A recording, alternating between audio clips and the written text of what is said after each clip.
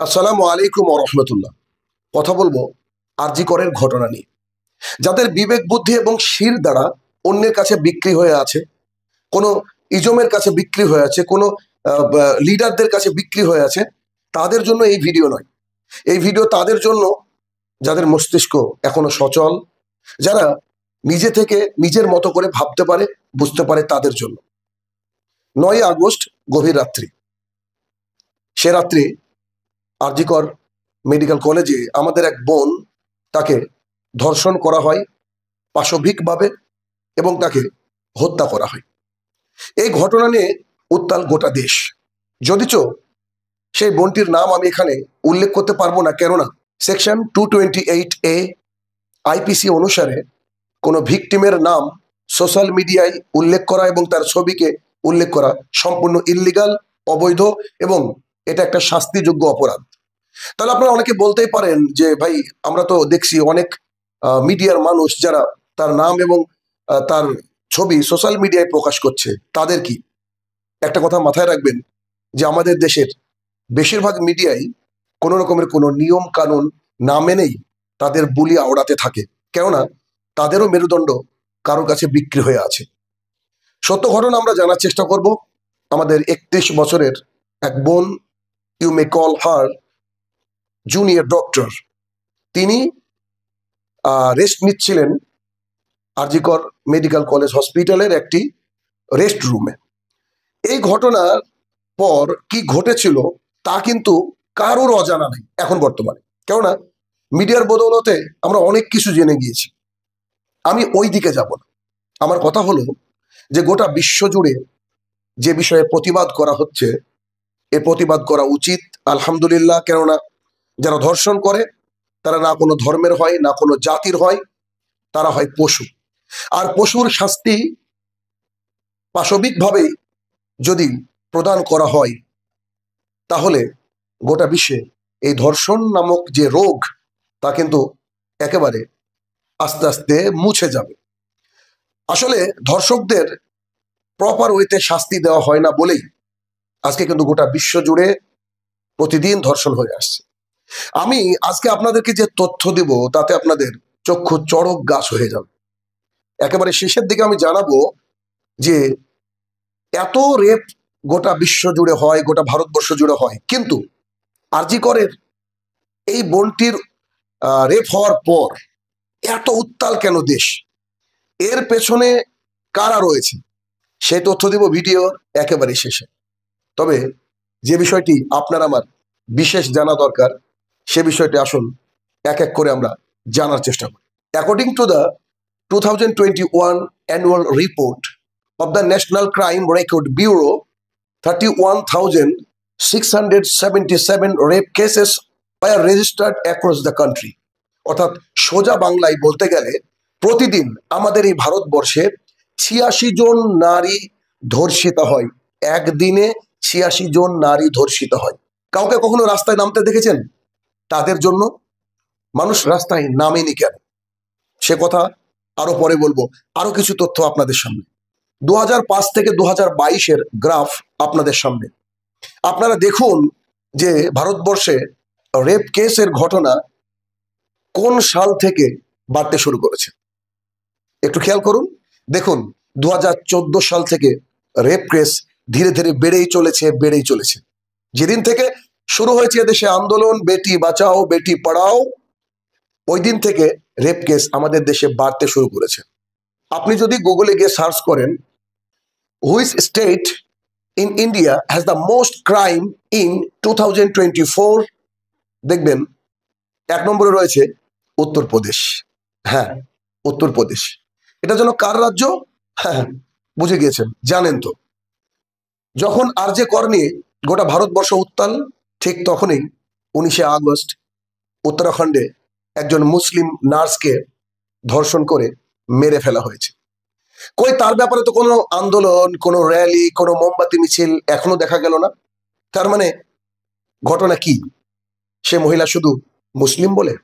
এর সাথে সাথেই চোখে ভেসে উঠেছে নন্দীগ্রামের ঘটনা। একজন মহিলাকে নগ্ন করে প্যারেড করিয়েছে। যখন মহিলারা রাস্তায় নেমেছে আন্দোলন করতে, ঠিক তখনই ঘটনা ঘটছে নন্দীগ্রামে, মহিলাকে উলঙ্গ করে প্যারেড করানো হয়েছে। উত্তরপ্রদেশে 14 বছরের এক কিশোরীকে স্কুলের ক্রীড়া শিক্ষক ধর্ষণ করেছেন। দীর্ঘদিন যাবৎ সেই বাচ্চা মেয়েটি হসপিটালে চিকিৎসাধীন থাকা অবস্থায় সে মারা গিয়েছে এই তো 17 আগস্ট। জানেন কি, ধর্ষণ করে যে শিক্ষক এই ছোট্ট কিশোরী বোনটিকে মেরে ফেলেছে, সেই শিক্ষক আজকে পর্যন্ত গ্রেপ্তার হয়নি। এটা হচ্ছে আমাদের বেটি বাঁচাও বেটি পড়াও দেশ ভারতবর্ষ। তাহলে মোট কথা, এখন কি আপনাদের মাথায় একটু কিছু আসছে যে আরজে কর নিয়ে আসলে কি প্রতিবাদ হচ্ছে নাকি হচ্ছে রাজনীতি? কেন এত উত্তাল হলো আমাদের একজন বোনকে যখন ধর্ষণ করে মেরে ফেলা হলো তার জন্য? অথচ প্রতিদিন ওইরকমই কোনো না কোনো কলিজার টুকরা বোন, 86 জন, এটা তো রেজিস্টার্ড, তার বাইরে যে কত আছে একমাত্র আল্লাহ তাআলা জানে। এ প্রতিদিন ভারতবর্ষে এইসব পশুদের লালসার শিকার হয়ে পৃথিবীর মায়া ত্যাগ করছে একটা কলঙ্ক মাথার উপরে নিয়ে। অথচ গোটা ভারতবর্ষ একজনকে নিয়ে প্রতিবাদ হচ্ছে, আর অন্য কোনো দিকে মানুষ যাচ্ছে না। এর পেছনে আদৌ কি তাকে ভালোবেসে মানুষ তার জন্য ভেতরটা পুড়ে যাচ্ছে তাই কি প্রতিবাদ করছে, নাকি এর পেছনে এর নেপথ্যে রয়েছে রাজনীতির অনেক বড় কিছু? তা যদি আমরা খেয়াল করি তাহলে আমাদের দেশের অন্যতম একজন বিখ্যাত ব্যক্তিত্ব, রাজনীতিবিদ, তিনি দেখুন মোমবাতি হাতে রাস্তায় নেমেছে আজকে আমাদের আরজি কর হত্যাকাণ্ডের যে আমাদের বোনকে মেরে ফেলা হয়েছে ধর্ষণ করে, তার প্রতিবাদ স্বরূপ তিনি রাস্তায় নেমেছে। তার কথাগুলো একটু আমরা শোনার চেষ্টা করি। হিন্দুদের এক হতে হবে তো, আমি তো হিন্দুদের এক করে 1956 ভোটকে 8200 লিড করিয়েছি। আমার 70% হিন্দু এক হয়ে গেছে। শুনলেন তিনার কথা? আচ্ছা, তার কথা শুনে আপনাদের কি মনে হলো? তার কথা শুনে আপনাদের কি মনে হলো এটা তো আমি জানি না, তবে আমার মনে হলো যে অমানুষ এবং অমানুষগণ আমার ওই বোনটিকে পৃথিবী থেকে বিদায় করে দিয়েছে একটা কলঙ্ক মাখিয়ে। সে বা তারা তো মানে খুনি, তারা তো ধর্ষক, তারা তো ফাঁসির যোগ্য, কিন্তু আমার ওই বোনের লাশটিকে নিয়ে যারা রাজনীতি করছে তারা কি ফাঁসির যোগ্য নয়? তারা কি খুনি নয়?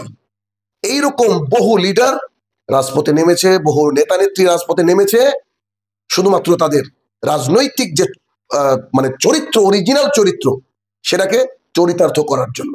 এদেরকে চিনতে হবে। সেই সাথে রয়েছে মিডিয়া মোটিভেশন নামে একটা পেজ রয়েছে। এখনো সিবিআই তদন্ত কমপ্লিট হয়নি, কতজন এই রেপ কেসের সাথে জড়িত ছিল, কারা ওই আমার বোনটিকে খুন করেছে, এই বিষয়টা এখনো জানা যায়নি। কিন্তু ফেসবুকের এই মোটিভেশন পেজ জানিয়ে দিয়েছে কারা কারা এই হত্যার সাথে যুক্ত ছিল। তাহলে চিন্তা করেন, এদেরকে সিবিআই দায়িত্ব দেওয়া হবে। একজন ডাক্তারের নাম হিন্দু, তাই 1 নম্বরে দিতে বাধ্য হয়েছে, বাদ বাকি সবাই মুসলিম ছিল সেখানে। আসলে মোট কথা যেটা আমি পুরো ভিডিও জুড়ে আপনাদেরকে বলতে চাইছি বা চাচ্ছি, তা হচ্ছে প্রতিবাদ করা ভালো, অন্যায়ের প্রতিবাদ করতে হবে, এটাই নৈতিকতা। তবে প্রতিবাদের নামে রাজনীতি করা এটা ঠিক নয়। আর এটা চলছে আজকে আরজি কর জুড়ে। কেননা প্রতিদিন যে দেশে 86-র ওপরে আমাদের মা বোন ধর্ষিতা হচ্ছে, সেখানে একজনকে নিয়ে এত মাতামাতি, এর পেছনে আর কিছু নয়, শুধুমাত্র রাজনীতি। তবে পরিশেষে আরো একবার বলে যাই, যারা ধর্ষণ করবে তাদের কোনো জাত নেই, তাদেরকে সরাসরি যদি প্রকাশ্যে ফাঁসি দেওয়া যায় এবং সেই ফাঁসিকে লাইভ টেলিকাস্ট করবে সমস্ত টিভি চ্যানেল, তাহলে এদেশে ধর্ষকের সংখ্যা কমবে, পশুদের সংখ্যা কমবে। আরজি করের ওই বোনটি সহ যারা প্রতিদিন ধর্ষণ হয়ে যাচ্ছে, সবারই জন্য আমি এখান থেকে প্রতিবাদ করছি যে সরকার অবধি যদি আমার এই বাক্যগুলা পৌঁছায়, যাতে করে যারা দোষী সাব্যস্ত হবে সঙ্গে সঙ্গে হ্যান্ডকিল ডেথ লাগিয়ে দেন, অর্থাৎ ফাঁসিতে ঝুলিয়ে দেন। দেখুন এই পৃথিবী একদিন এই ধর্ষক মুক্ত হয়ে যাবে, পশু মুক্ত হয়ে যাবে। আল্লাহ তাআলা আমাদেরকে এই লাশ নিয়ে রাজনীতি না করে সঠিকভাবে সঠিক কথা মানুষের সামনে তুলে ধরার তৌফিক আদা করুক। আমিন। আসসালামু আলাইকুম ওয়া রাহমাতুল্লাহি ওয়া বারাকাতুহু।